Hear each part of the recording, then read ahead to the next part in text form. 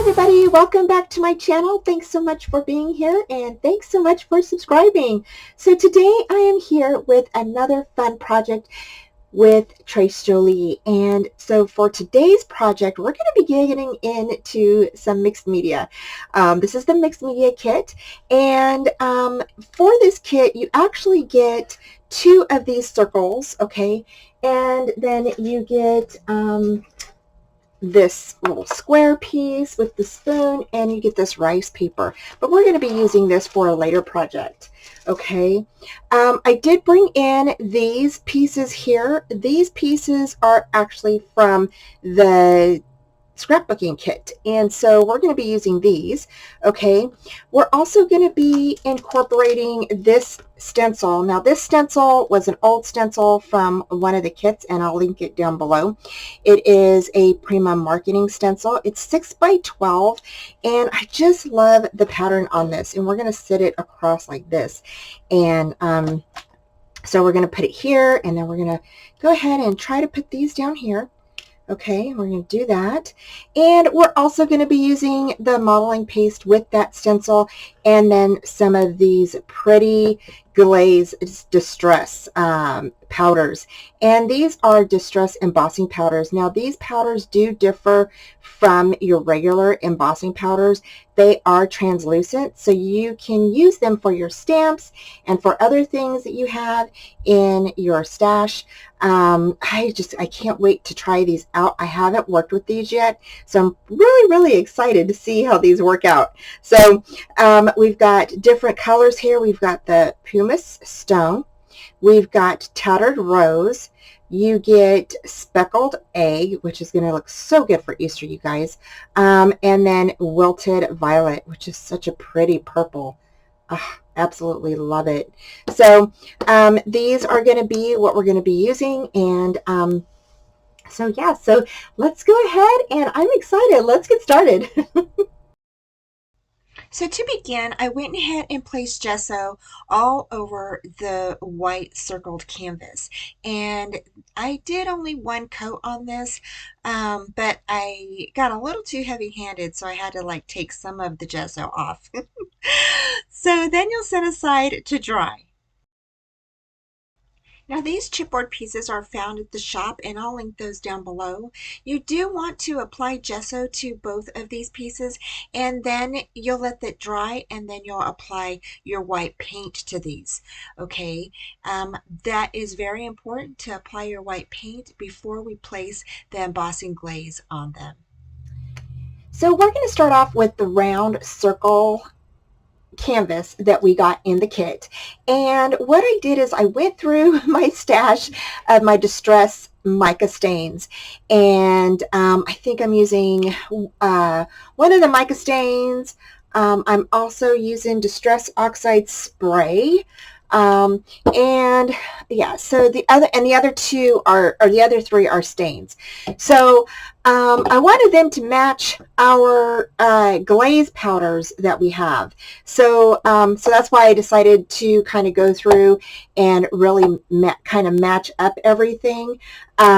So let me go ahead and share with you real quick. So I did have the tattered rose, which is the one that we have in the distress glaze. Okay, so there's that one. I felt that this peacock feather really kind of coordinated well with the speckled egg, so I went ahead and grabbed that one. Okay, that is the distress oxide, and that is the spray.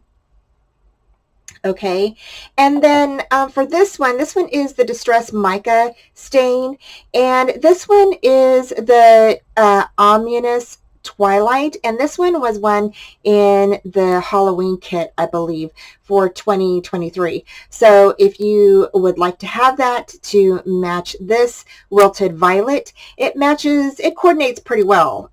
And then this one is the distress stain specimen, and it does coordinate pretty well with the pumice stone. So and because I tried the gray distress stains that I had, and they didn't really, I mean, they could work, but I felt that this one worked the best because it's more like a greenish type of gray, and so I felt that it just kind of worked well with this one.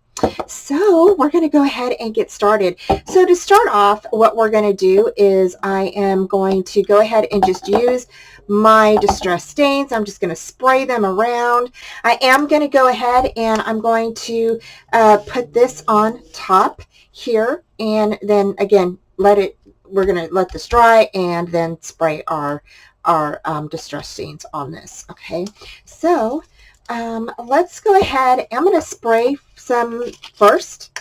Okay, we're going to go ahead and get this kind of a little bit just lightly sprayed, and then we'll go ahead and we will spray on the or spray on. We'll go ahead and put this on. Again, I'm just kind of like, spraying wherever I feel. I'm not really just lightly kind of squirting it out, so there we go. And then I wanted some of this purple on there, but I don't want too much. Just really kind of lightly on here. So there we go. Just in the corners there. I'm going to go ahead and squirt some of this on. This is the tattered rose, and I really, really like that. And then we'll go ahead and kind of squirt this with some water.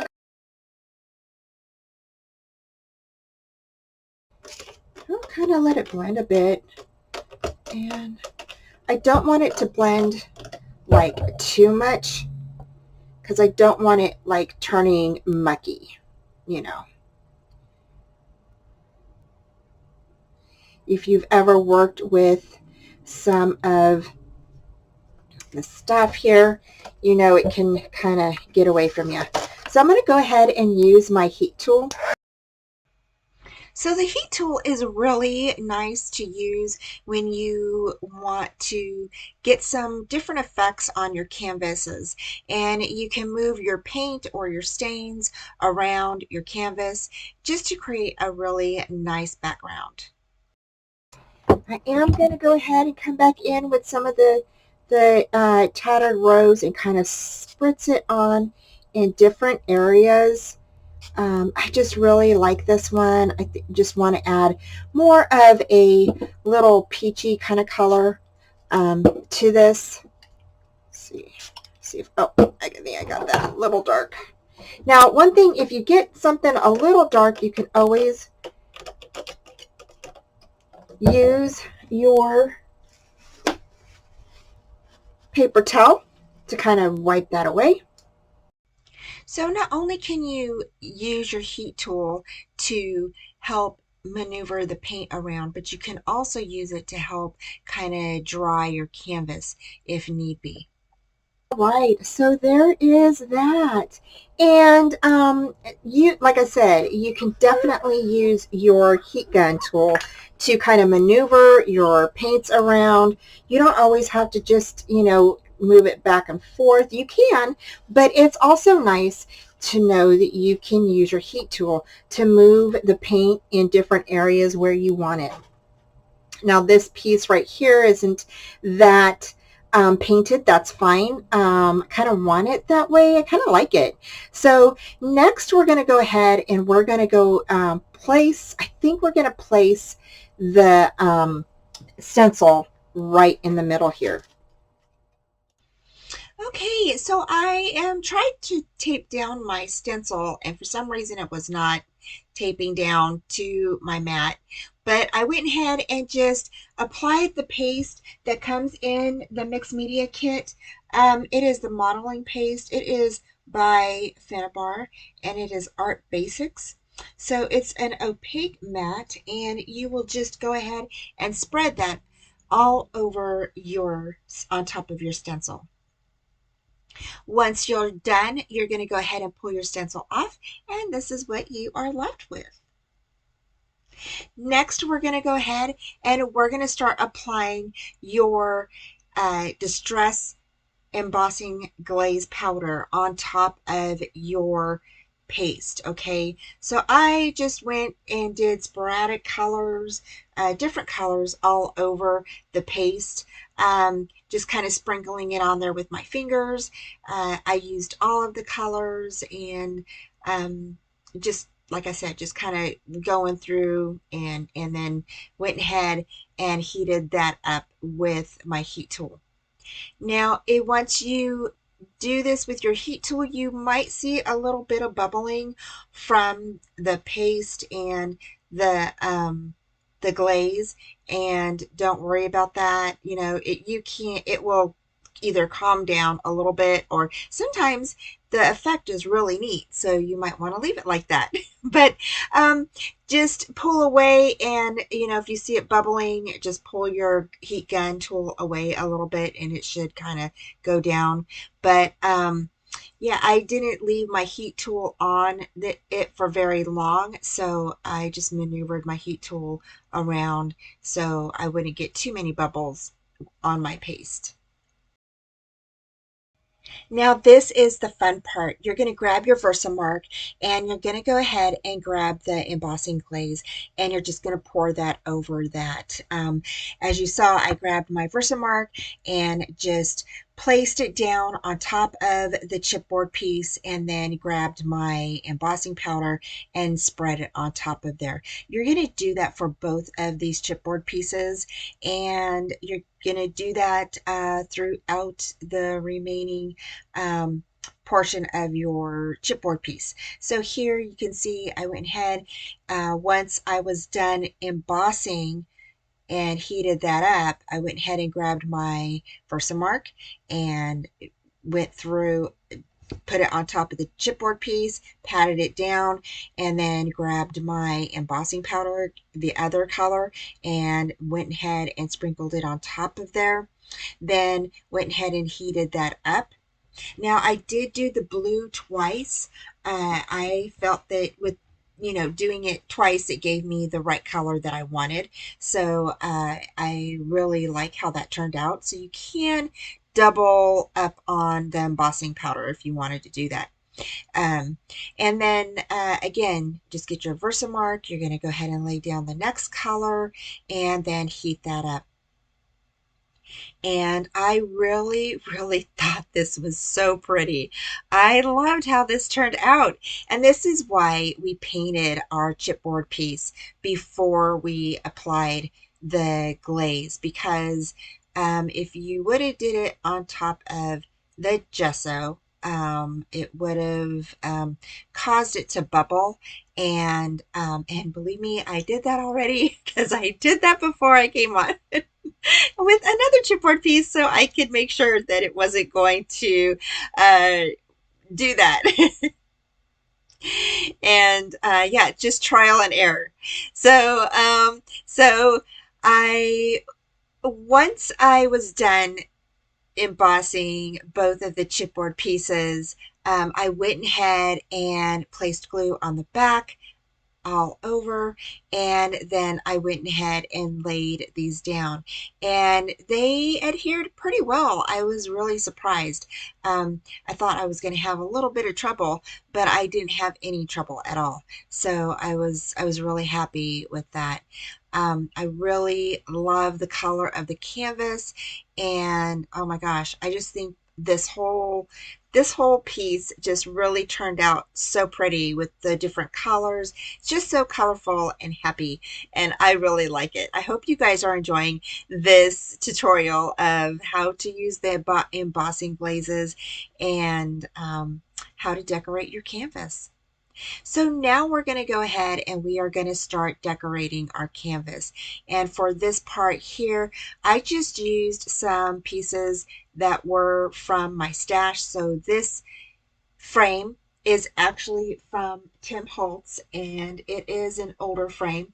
And then I had this piece, this lady in the pink dress from Renee Bouquet, and so I thought, oh, she would look gorgeous in that frame, and so I went ahead and placed her up there.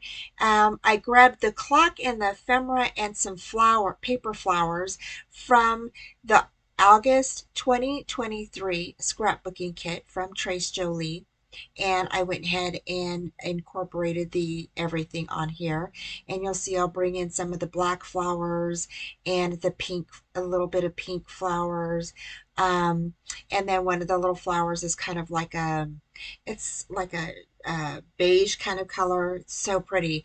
And so I just thought that these looked really good on this canvas. Um, just kind of blended in with the whole kind of colorful theme. I really liked it.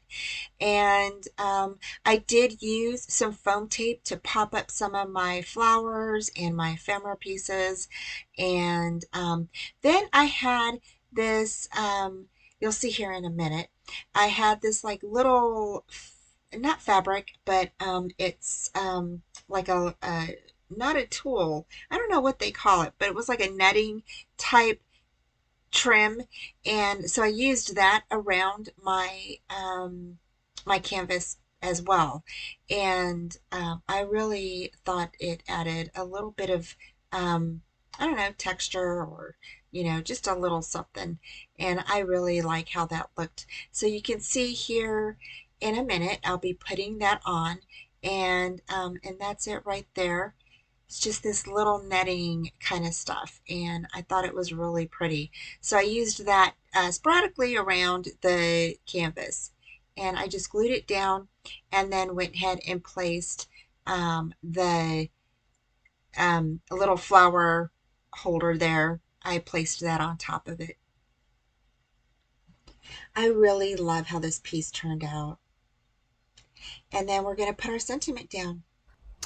Okay, you guys, we are done with our canvas piece, and I love how this turned out. I think it turned out really good. It's so pretty with the multiple colors. I love the background, how it has a little bit of the black, how it has some purple mixed in there with some pink, which is the tattered rose.